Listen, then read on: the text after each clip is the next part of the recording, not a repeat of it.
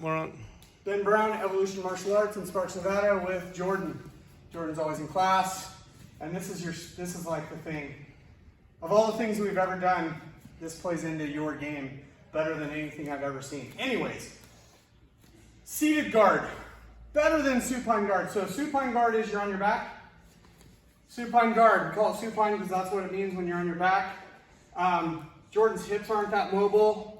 I don't like how close his head is to the ground for self-defense purposes. It's not terrible, it's just not as good as seated guard. So anytime you can get up to seated guard, yeah, this is better, this is preferable.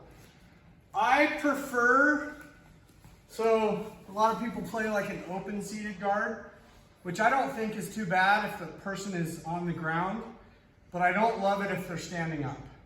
If the person's standing up, I'm gonna adopt this. I call it an L-sit guard, or a 90-degree guard. 90 also looks like an L. I like this guard a little bit better. It's kind of a personal preference, but it sort of forces this person to do certain things. I'm usually gonna put this foot forward, which matches his knee, so it's knee to knee, it sort of matches like that. The reason I would probably do this is it's way closer to his back. It's like I can see his back, and I wanna go this way. Right? To get to Jordan's back this way is a really long way to go, and he has a lot of ways to fix the problem. So, I'm gonna go like this a lot of times, staggering my stance because I'm doing the right thing.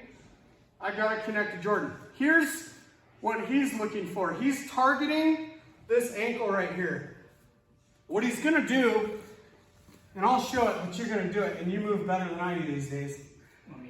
Yeah. So let's go this knee in front. So we're here. When I see that foot, I'm targeting this. What I'm gonna do is I'm gonna throw my legs over to this side into a Z-sit, like this. So the movement that you gotta practice is this. And I'm staying low while I do it. I'm going from here to here. And I'm gonna target this ankle. So I'm here, I have to get my head on the inside. Boom. This is my move. Now the challenging part here is I want this angle, 45 degrees. Currently right now, I have a problem because I need to drive him this way where he doesn't have base. If I drive from here, you got that leg for base, but you don't have base that way. And this is what you're really good at, is you're good at scrambling from here, turning your belly down, and driving. I want to grab at the floor again, not here, here. And I'm driving with my shoulder. Now, something to think about. This puts sideways pressure on the knee, and the knees aren't designed to do that. So when we're doing this in class, or even in a live rolling class, I'm never going to do this anywhere near 100%, okay? Because I don't want to threaten my training partner, my friend's knee. So the move is here. Now I gotta get my belly to the ground and start driving. And if all goes well, my timing's great, that's what's gonna happen. So go to your seated guard. And this is just, it's a thing of beauty. You're gonna go real slow so you don't knock this old man over too quickly, right? But Jordan's great. You're great at seeing this opportunity. So go ahead. There it is.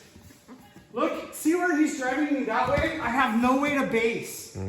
There's no way to base. It doesn't take much pressure to do that.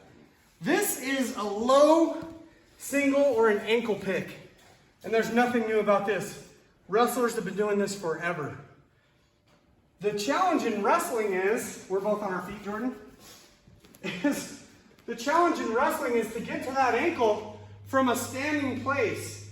Wrestlers don't operate from here because it's way too close to having your back on the mat, which is death in wrestling. So for us, this is way easier than it is for a wrestler. To do this wrestling, stand that way for me, switch stances, yep. To do this wrestling, you gotta change levels and dive in and capture that. It's really hard to do. I mean, it's absolutely gorgeous when someone's good at it. There have been guys that won Olympic gold medals riding that takedown alone. Look him up, John Smith from Oklahoma State. Right, so you're down again. Now, the defense to this is kind of the same defense as to almost any single leg. So go real slow. He goes here, I'm gonna turn away. I'm trying to turn away so our hips were facing the same direction. And essentially I wanna like post and get my foot out of there. If he knows anything about that, what he's gonna do is reach out for this ankle. And look, because my defense, relax real quick, is to extend my base. So now my center of gravity is well within my base. But if Jordan reaches out for that foot and keeps driving, he pushes my center of gravity past my base, and I have to go down.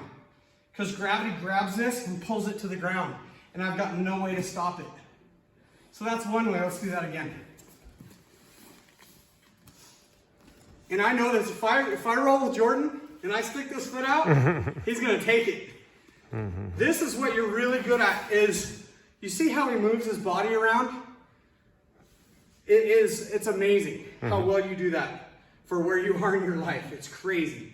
So he's not even letting me turn away, but if I start to, he's just gonna reach out. Yep, let's go back down. That's the next one. So I turn away, he's just gonna reach out, trap it, and I go down and look, he's on me, he's passing my guard, I'm in trouble. Right? Now we're gonna do the thing you were just doing. Because you're intuitive, you knew it was coming. Another option, you climb the person like a jungle gym. Basically, you turn it into a single leg, and my personal preference, I'm gonna turn that single leg into a body lock. I'm gonna do this one. So you're here. Now look, most people are gonna match you knee to knee. If they switch stances, my job just got easier. I'm already in the L sit. Boom, I just attack it. And my angle's already good. So like if you're doing this and you're looking for this, and they do switch on you, attack it immediately, right? So let's say Jordan does a good job of extending his base. Yep. I'm gonna start getting up and I'm gonna climb Jordan like a jungle gym. Now you can take a single leg, but it's harder to take a person down with a single leg than it is with the body lock. So from here, I'm always gonna try to turn it into this. Got his hip, so he can't turn and face me. Connected my head, which makes it hard for him to disconnect me. I can either drive him this way, I can connect here, I can knee tap.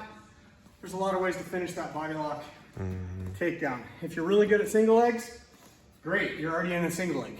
But I prefer double legs or body locks because it's just higher percentage.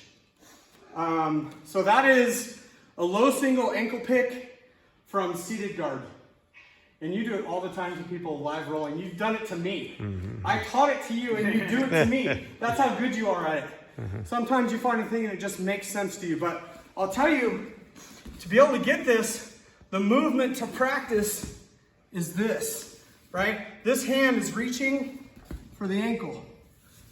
That's the move, right here, boom. And then you gotta do what he does so well. You gotta scramble, turn your body, and then drive forward. But it's a great option. It's a great offensive option to go from bottom to top when you're in seated guard. Anything else?